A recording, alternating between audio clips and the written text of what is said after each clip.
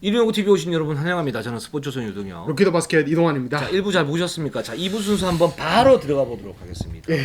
자, 댓글 우선 정책에서 댓글부터 소화를 하고 가도록 하겠습니다. 까이레너드님이 항상 뭔지 모르게 칙칙한 분위기가 있었는데 왜인지 알겠네요. 이번 영상 진짜 상콤하네요. 게스트분들 더 자주 섭외해 주셔야 됩니다. 우리 뮤즈가 와서 그렇게 얘기를 하셨네요. 예. 사실 이 까이레너드의 댓글에 저는 공감을 많이 했어요.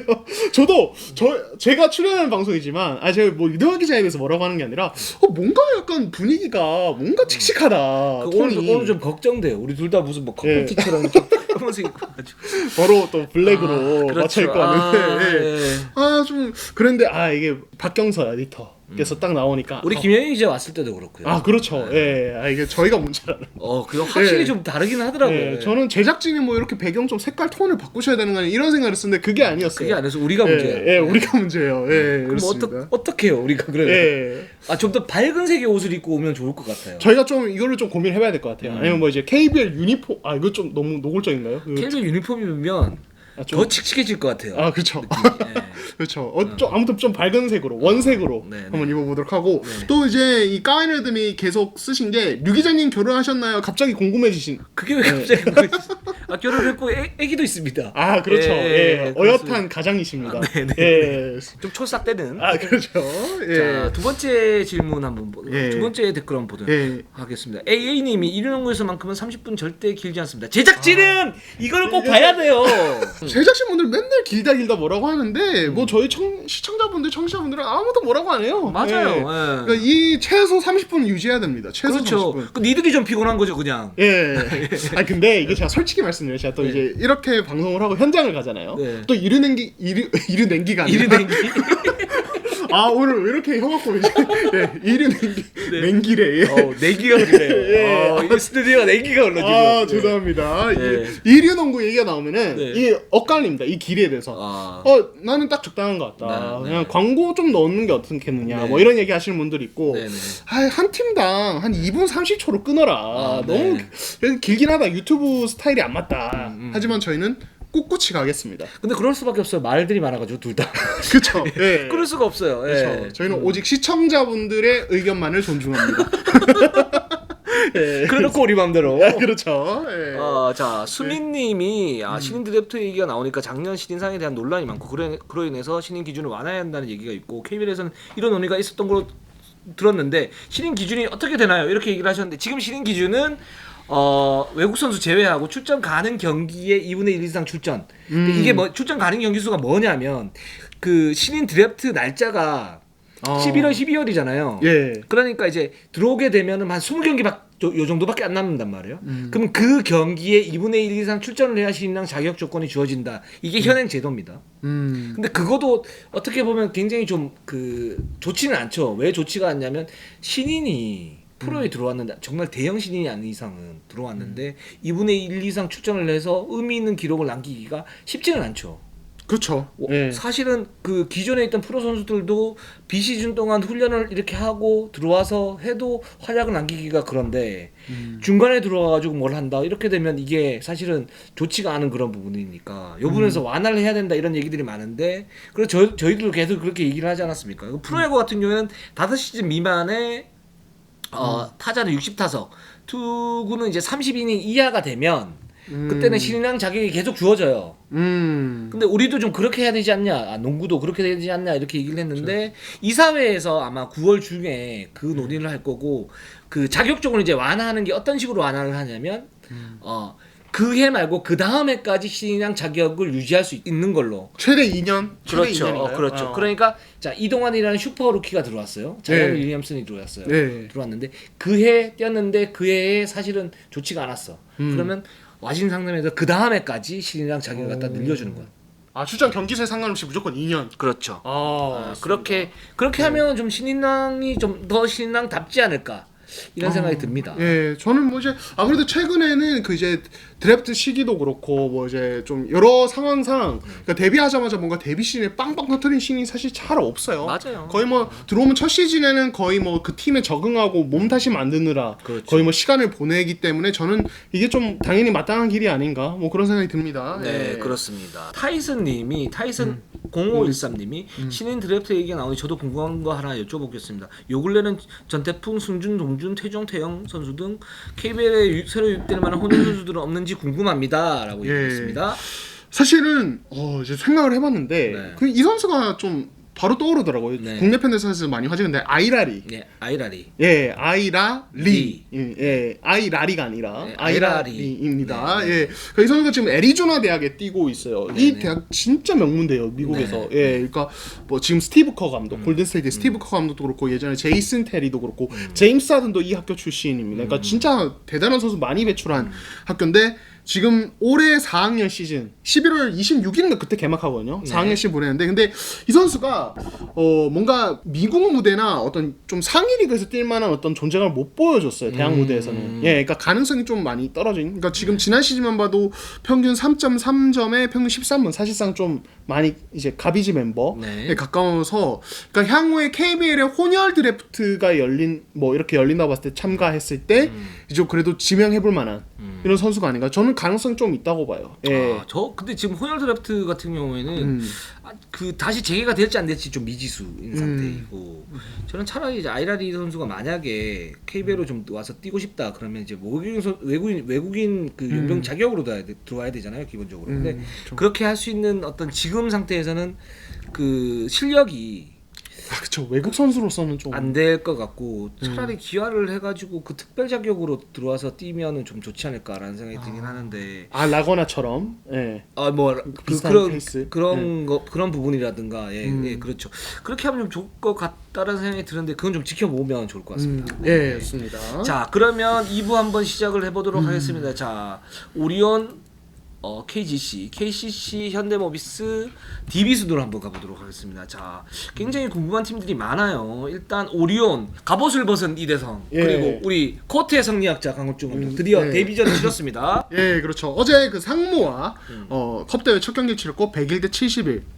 이제 승리를 거뒀는데 사실 그 이제 전반까지만 해도 경기력이 그렇게 좀 썩 좋지가 않아서 굉장히 많은 우려를 사기도 했었고 강호중 감독은 이제 아직 이제 외국 선수들 몸 상태가 정상적이지 않은 것들 그리고 최근에 훈련 과정에서 뭐 선수 한 명 빠졌다 들어왔다 이런 부분들을 거론하면서 좀 아직 맞춰가는 단계다라고 이렇게 좀 멘트를 했습니다. 그러니까 이동욱 기자는 좀 어떻게 보셨어요?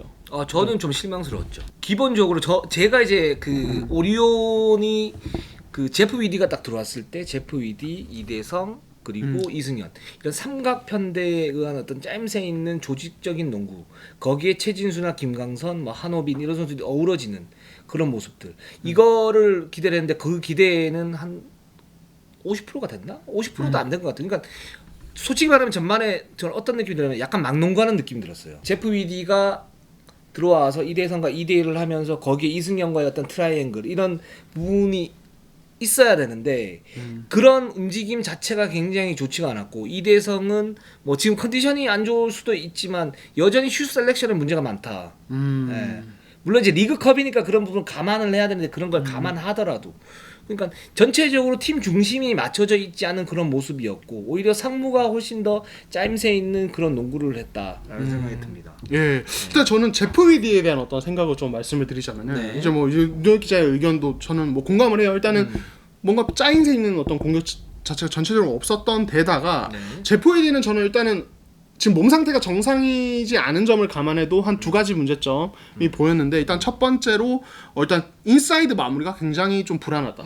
사실 위디 정도의 신장이면은 저는 들어가면 한 골 같은 느낌을 줘야 된다고 생각을 해요. 근데 거의 그러니까 뭐 덩크하는 상황 말고 그냥 골밑으로 던지는 상황도 마무리가 되게 좀 불안하다. 그러니까 들어갈 거라는 뭔가 확신이 없는 그렇죠. 거 있잖아요. 네. 그리고 실제로 이날 던진 야투 중에서 그냥 백보드만 맞고 나온다든지 그냥 가까운 거리에서 던진 슛이 그냥 뭐 빗나가 버린다든지 이런 상황들이 많아가지고 좀 많이 놀랐어요. 그러니까 저는 위디가 사실 뭐 수비 리바운드 뭐 여기에 좀 초점을 맞춘 선수라고 해도 인사이드 마무리만큼은 그래도 받아먹는 득점만큼 확실히 해줘야 되는데 이 받아먹는 득점을 골밑에서 마무리 못 해주면은 진짜 저는 좀 문제가 있을 수 있다. 그래서 위디가 남은 기간 동안 몸 상태를 끌어올려서 이거라도 지금 개선하지 않으면 되게 문제가 클 수 있고 예. 그리고 또 하나는 그냥 불안 요소를 혼자 발견한 건데 어제 사실 상무랑 붙었잖아요. 근데 상무가 사실 신장이 작은 팀이란 말이에요. 그러니까 경기가 이상하게 이렇게 됐어요. 그러니까 마치 상무가 휴스턴처럼 5아웃 어떤 슈퍼스몰 라인업으로 상대하고 오리온은 정상적인 높이 가지고 경기를 하는 거죠. 그렇다 보니까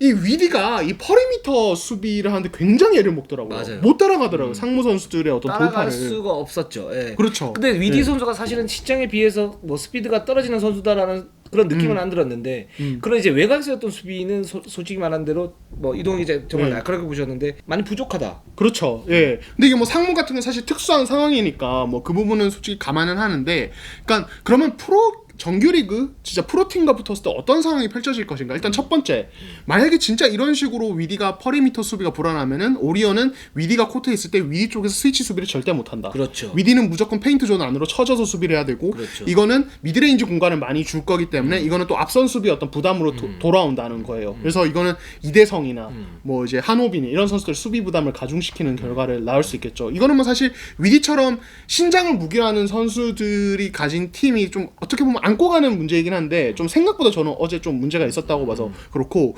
그리고 만약에 이제 시즌 중에 외국 선수랑 매치업 될 때도 얼클락 같은 타입과 매치업 됐을 때 과연 위디가 정상적인 기량을 보여줄 수 있을 건지, 특히 수비에서 또는 라거나 라거나처럼 또 미드레인지 좋은 선수들, 그러니까 저는 이게 되게 걱정이 됐어요. 그래서 몸 상태가 정상적이지 않은 점 감안을 해도 이거는 진짜 정규리그 때 어떨지 모르겠다. 저는 그 생각이 일단 들었습니다. 예. 제가 볼 때는 그 제프 위디는 제가 그 유태 루디 고베어라고 얘기하지 않았습니까? 그렇죠. KBL의 루디 고베어다. 제가 좀 바꿨어요. 누구? KBL의 디안드레 조던이다. 디안드레 조던. 네, 그러니까 이제 메이드 능력이 좀 떨어지고 전체적으로 그 골밑 공격의 가장 효율적인 거는 뭐냐, 엘리엇밖에 없다 보니까 그런 느낌이 있고, 그 외곽 수비가 잘 안 돼요. 그런 부분이. 그건 좀 문제인데 그걸 좀 어떻게 메울까? 물론 이제 이승현 선수가 활동력이 좋기 때문에 그런 부분을 메워줄 수는 있는데, 순간적으로 이제 뭐 예를 들어서 스위치를 한다거나 이렇게 했을 때 어떤 틈이 생기지 않겠습니까? 1대1 수비가 안 되면 이제 그런 부분에서 좀 걱정이 되긴 한다라는 생각이 들고, 일단 제프 위디의 공격적인 어떤 약점을 메우기 위해서라도 이대성과 이대희가 훨씬 더 잘 돼야 된다. 근데 그런 부분에 대한 완성도를 전혀 보기가 쉽지가 않았어요, 기본적으로. 그렇죠. 네. 그러니까 그렇기 때문에 제프 위디의 어떤 그 골밑의 어떤 메이드 약점이 더 두드러지게 나타났을 수도 있고, 그런 부분은 오리온이 정규리그 때 좀 보완해야 될 그런 숙제다라는 생각이 들고, 수비 같은 경우에는 기본적으로 저는 이제 블록슛 타이밍이나 이런 부분은 굉장히 좋았었고요. 그 외곽 수비 같은 경우에 그러니까 제프 위디 정도의 어떤 그 스피드를 가지고 있는 선수를 뚫을 수 있는 그런 자원이 많을까 할 때는 그렇게 많지는 않을 거다. 단 결정적일 때 이제 뚫릴 가능성이 있다. 이동환 기자 말처럼 이런 생각이 좀 들고, 근데 또 하나가 또 문제가 뭐냐면, 이게 물론 이제 이대성 선수가 딱 들어왔기 때문에 약간 좀 따로 국밥식으로 노는 부분들이 있는데 그게 생각보다 훨씬 좀 더 심했다. 어제 경기에서는.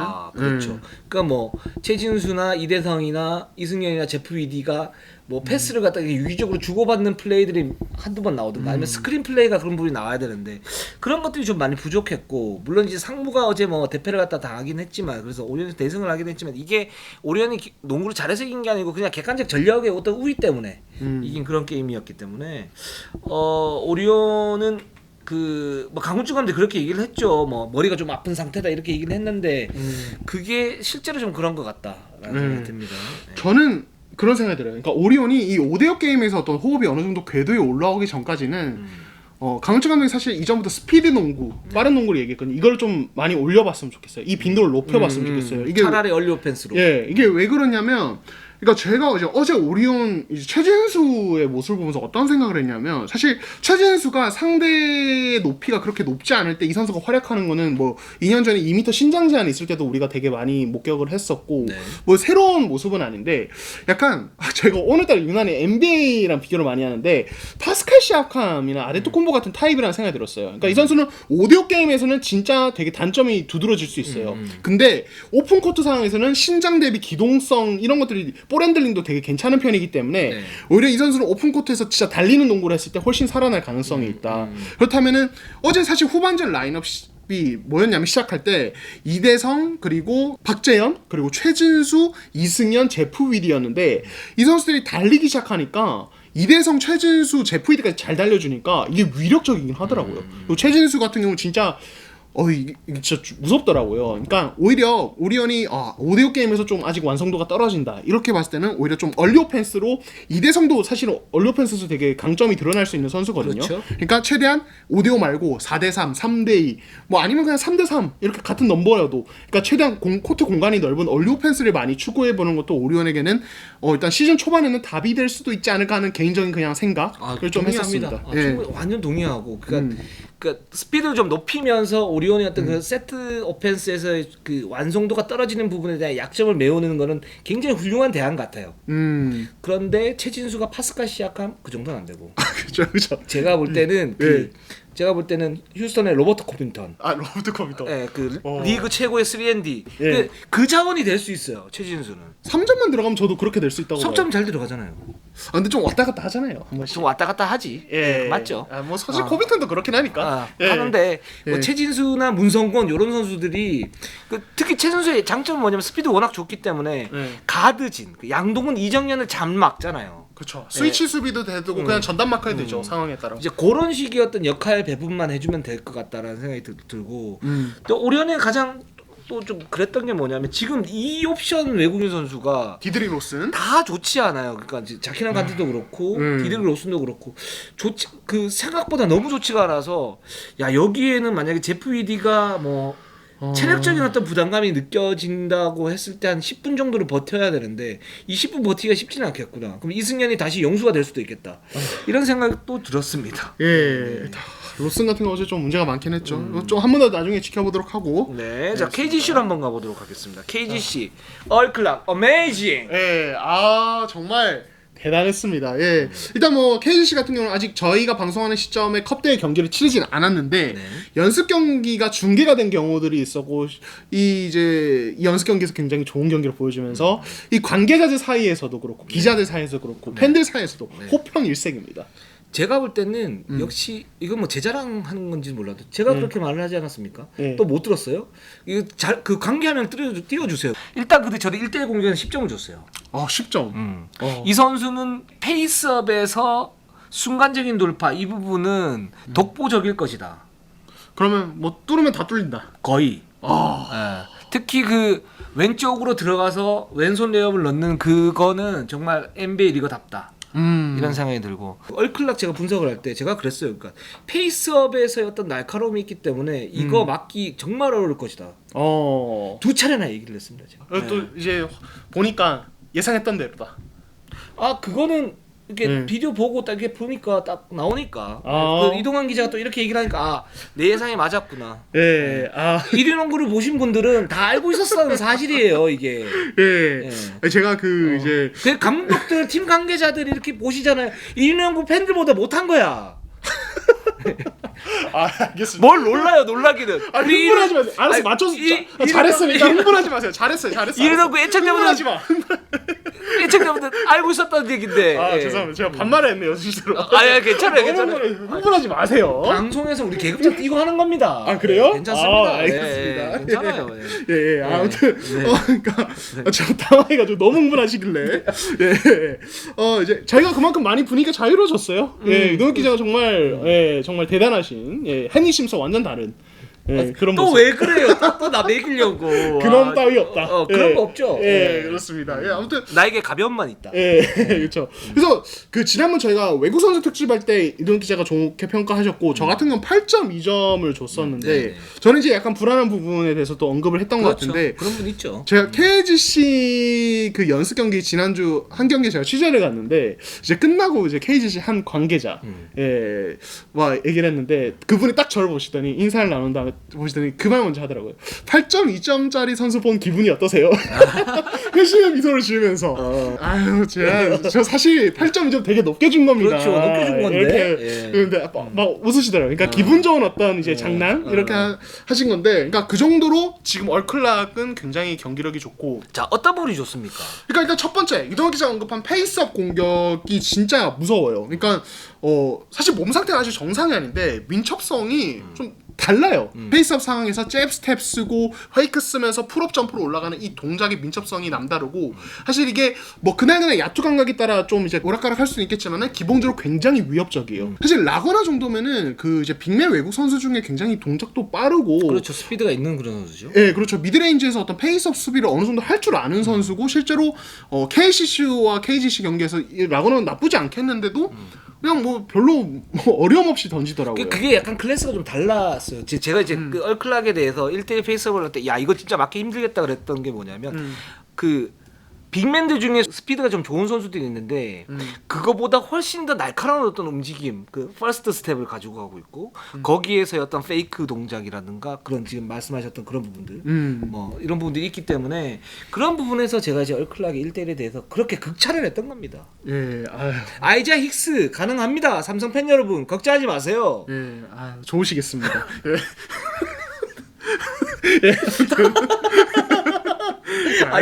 이거는 진짜 나한테 뭐가 알겠어요.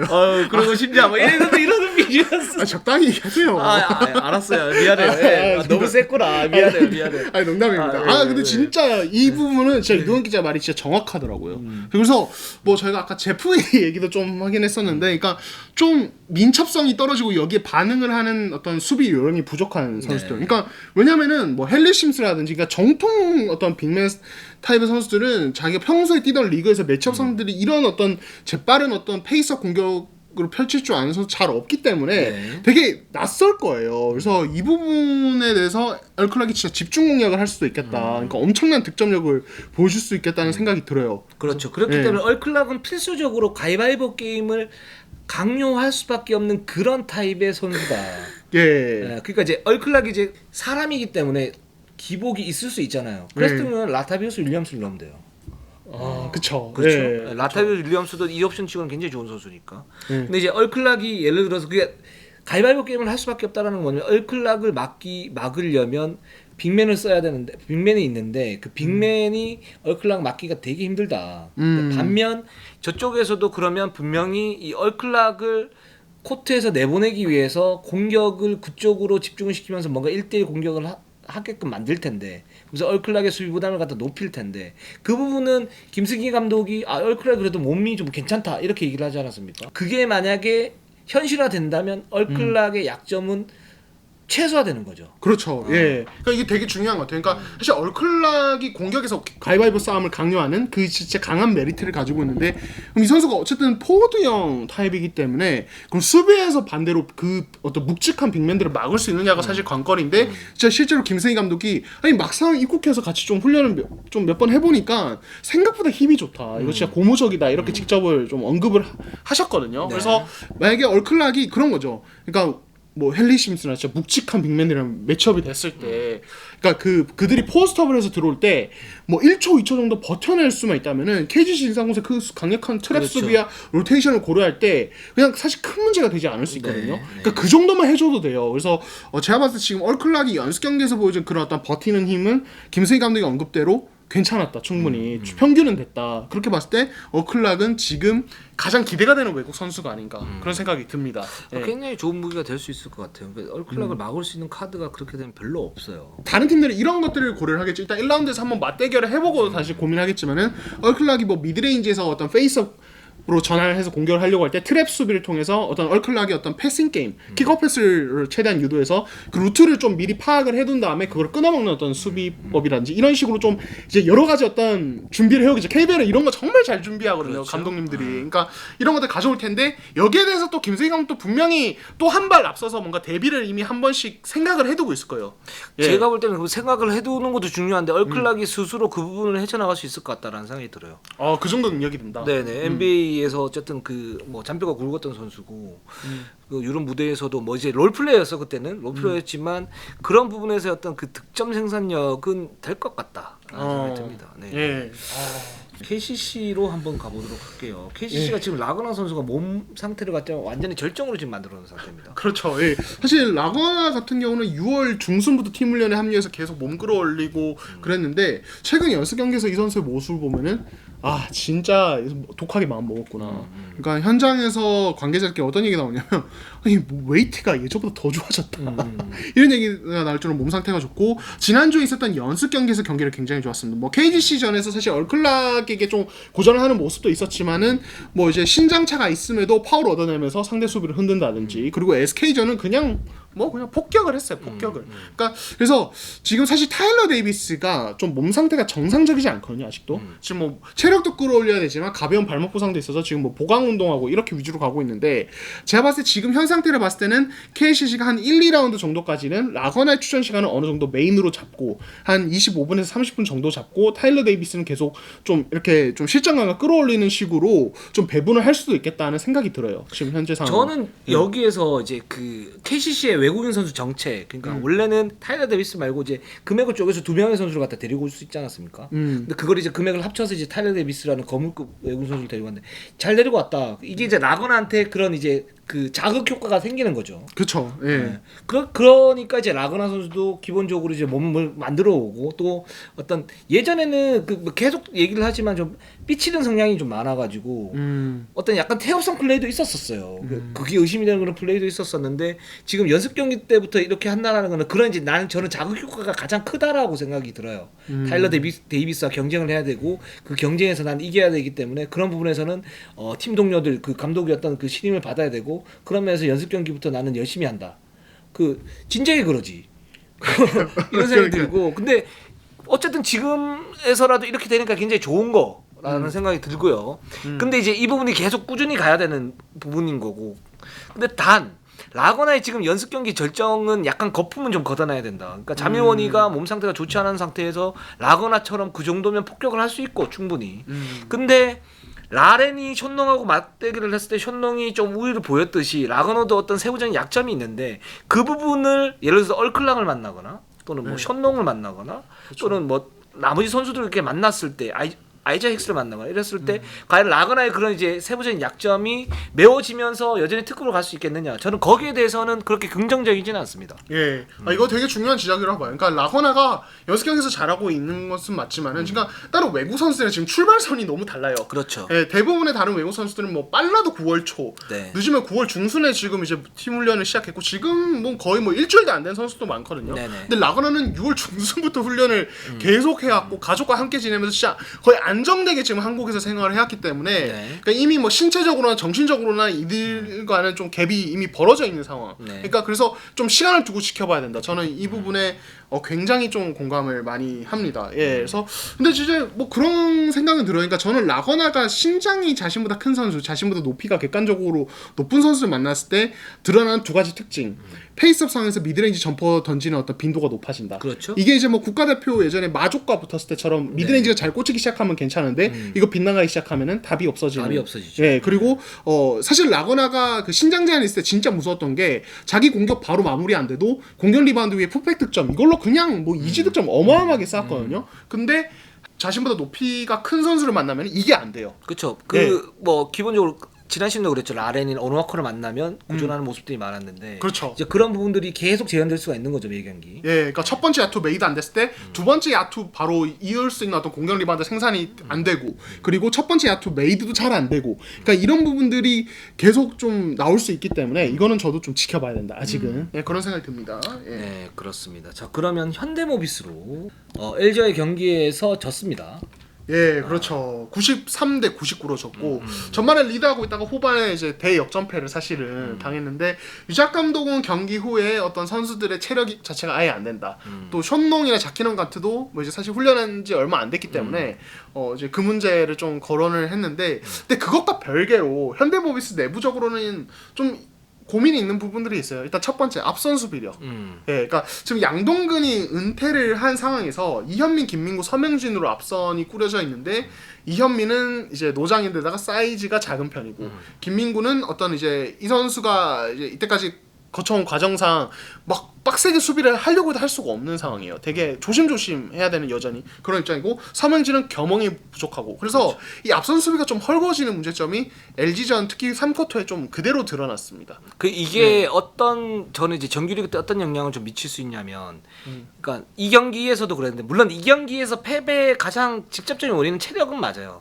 네, 그리고 자키난 카트 굉장히 좋지가 않았는데 사실 션농을 좀 더 썼으면은 이길 가능성이 좀 더 높긴 했었다. 근데 승부처에서 저는 지난 시즌은 좀 다른 부분은 어떤 부분이냐면 모비스가 어떤 중심축이 굳건하게 서 있지 않고 좀 흔들리는 느낌은 있다. 그게 이제 리그컵이고 선수들의 어떤 몸 상태가 안 올라오고 이런 부분을 다 감안하더라도 그게 아까 말씀하셨던 이제 앞선 수비였던 문제점인 부분인데, 그러니까 승부처에서는 공격에서 풀어나가는 부분도 있어야 되지만 앞선 수비에서 뭔가 이제 버티는 힘이 있어야 되는 거잖아요. 근데 이제 지금 모비스 같은 경우에는 뭐 현농도 그렇고 자키난 간트도 그렇고 세로 수비 굉장히 좋고 함지훈, 장재석, 이종현이 있으니까 이 부분 문제가 없는데. 미드레인지 게임이나 아니면은 그 석점 라인에서 슛을 상당히 많이 줘요.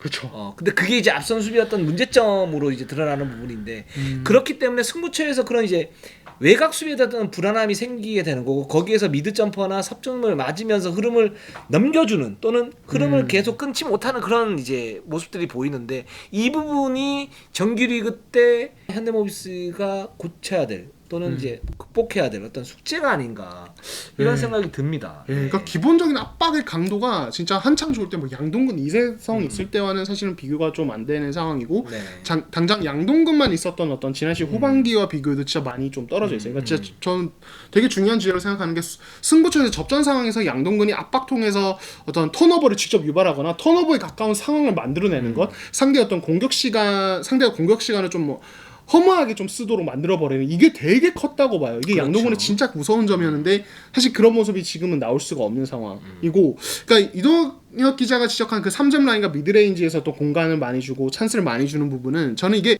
현대모비스 코칭 스태프 많이 고민을 하겠지만은 저는 기승우 활용을 좀 높이는 상황이 좀 나와야 된다고 봐요. 기승우의 활용. 동의합니다. 완전히 동의해요. 그러니까 굉장히 좋은 지적이죠. 제가 그제 현대모비스 전지훈련을 좀 취재를 갔을 때 유작 감독께도 그런 부분과 관련해서 좀 여쭤봤는데 기승우 같은 경우는 1번부터 사실상 4번까지 뭐 이제 좀 좁게 봐도 3번까지 막을 수 있는 자원이기 때문에 중요한 순간에 어떤 수비 카드로 활용을 해볼 생각이다. 경험도 워낙 많은 선수고 그렇게 얘기를 하셨거든요. 그래서 어제는 사실은 좀 나오지 않았지만은 향후에는 어떤 그런 형태로 좀 이제 이동혁 기자가 지적한 문제를 좀 해결하려고 좀 신경을 쓰지 않을까 하는 생각도 드는데 근데 어쨌든 그렇다고 해서 기승우 한 명에 또 의존을 할 수는 없거든요. 그래서 근본적으로는 이 기존의 어떤 가드 3명이 어떤 수비를 끌어올리거나 혹은 어떤 팀 디펜스 혹은 어떤 변형 어떤 지역 방어 이런 것들로 좀 극복을 하는 모습을 보여야 되지 않을까. 그래서 코칭 스태프 쪽에서 많이 고민을 하실 것 같아요. 이 부분은. 네, 그렇습니다. 그래서 근데 단 이제 좋았던 점은 뭐냐면 역시 이제 션농은 좋더라. 진짜 전반전에 라렌을 흔드는 모습은 진짜 그리고 저는 좀 션농 모습 좀 놀랐던 게 저는 이렇게 터프한 줄은 몰랐거든요. 플레이가. 그러니까 저는 연습 경기 때 한 9분 정도 뛰는 거 보긴 했는데 그날도 조니 구브너가 진짜 세게 붙던데 그냥 이 구브너가 이게 워낙 몸이 좋다 보니까 그냥 밀리는 느낌이었는데 라렌과 비교해서는 그렇게 안 밀리더라고요. 그리고 제가 이제 그날 이 션농의 어떤 플레이도 보고 끝나고 저녁에 슛 특훈하는 모습까지 보고 제가 집에 왔는데 이 선수 마인드가 진짜 좋더라고요. 되게 터프하고 저희가 좀 다혈질 얘기를 좀 했었는데 이게 되게 승부욕 강하고 굉장히 좀 운동선수로서 괜찮은 성격? 그런 부분들 있잖아요. 그러면서 이제 센 성격. 그러면서 센스도 있어요. 선수가. 그러니까 이게 이날 경기에서 드러나더라고요. 근데 물론 좀 불안한 모습이 있었습니다. 그게 뭐냐면 처음에 1쿼터쯤에 공격 실패하고 상대가 리바운드하니까 허무하게 파울 2개 연속으로 하는 장면이 있었어요. 그게 또 현농의 그 성격과 연결이 돼 있어요. 안 풀리면 좀 짜증, 승부욕이 워낙 세다 보니까. 근데 이런 것들만 좀 어느 정도 안정화되면 이 선수 체력 올라오면은 저는 되게 하이 레벨에서 놀겠다고 시즌. 그렇습니다. 예. 아이자엑스, 얼클락, 현농 3대장이다. 이동훈 기자가 보는. 3대장까지는 아니고요. 아직... 아이자엑스 짱이다. 원탑이다. 네. 너무 나가는 것 같아요. 근데 현농 굉장히 좋다. 현농 좋다. 굉장히 좋다. 이렇게 보이고. 알겠습니다. 자, DB로 한번 가보도록 하겠습니다.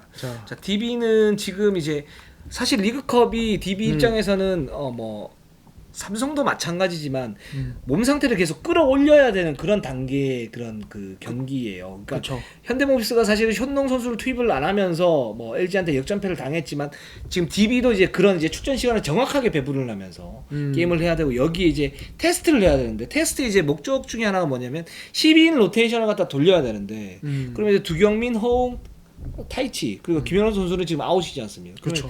타이치의 몸 상태를 끌어올리면서 과연 리그컵에서 그럼 타이치를 어떤 부분을 갖다 끌어올려야 되는가? 물론 이제 기자회견장에서 분명 미디어데이 때 그런 얘기를 하셨죠. 이성범 감독이 한국 농구 특유의 어떤 뭐 거친 부분 이런 부분을 갖다 좀 맛봤으면 좋겠다 했는데 제가 볼 때는 지금 좀 궁금하긴 해요. 타이치 선수가 어느 정도일지. 그러니까 몸싸움에서 그 자기의 영역을 가지고 농구를 하느냐 아니면 그렇지 않고 밀리면서 농구를 하느냐는 완전히 달라지는 거거든요.